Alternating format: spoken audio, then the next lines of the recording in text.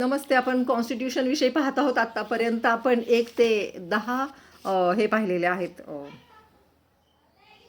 Articles पाहिलेले आहेत जे अतिशय महत्त्वाचे होते. त्याच्यामधलं एक पहिला पार्ट होता, दुसरा पार्ट होता. आता अतिशय महत्त्वाचा आणि इम्पॉर्टंट असा तिसरा पार्ट पाहणार आहोत. हा जो तिसरा पार्ट आहे हा आपल्या सर्वांसाठी अतिशय उपयुक्त आहे. नागरिकांचे हक्क, fundamental rights of the peoples, इथले सिटिझन्स यांचे काय आहेत हक्क सांगितलेले आहेत. फंडामेंटल राईट हा अतिशय इम्पॉर्टंट पार्ट आहे. याच्यामध्ये आपण आर्टिकल 12 ते 35 पाहणार आहोत. हे फंडामेंटल राईटवर दिलेलं आहे. आजच्या लेक्चर आज आपण फक्त आर्टिकल 12 पाहूया. याची डेफिनेशन, याच्यामध्ये स्टेटची डेफिनेशन दिलेली आहे की स्टेट कशाला म्हणतात. In this part, unless the context otherwise requires the state includes. State म्हणजे काय, हे काय काय इन्क्लूड करतं.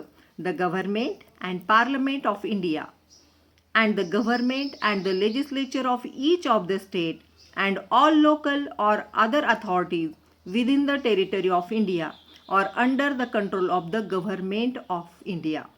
पहा, स्टेट म्हणजे काय. आपण स्टेट हा शब्द कॉमन वापरतो आणि स्टेट म्हणजे काय या डेफिनेशनमध्ये सांगितले. आर्टिकल 12 हे आपलं फंडामेंटल राईटमध्ये येतं. याच्यामध्ये सांगितलेलं आहे की याच्यामध्ये गव्हर्नमेंट आहे, पार्लमेंट ऑफ इंडिया आहे, लेजिस्लेचर आहे आणि बाकीच्या सगळ्या लोकल अथॉरिटीज या स्टेटच्या डेफिनेशनमध्ये येतात. Okay, thank you.